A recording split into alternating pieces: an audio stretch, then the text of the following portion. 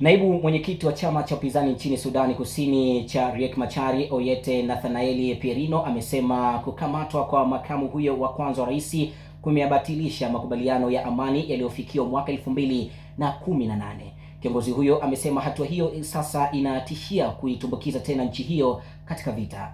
Marekani leo imetoa wito kwa Rais Salva Kiir kumwachilia huru mpinzani wake Riek Machar anadaiwa kuwa chini ya kifungo cha nyumbani, na kusema sasa ni wakati wa viongozi hao kuonyesha kujitolea kwao kwa amani.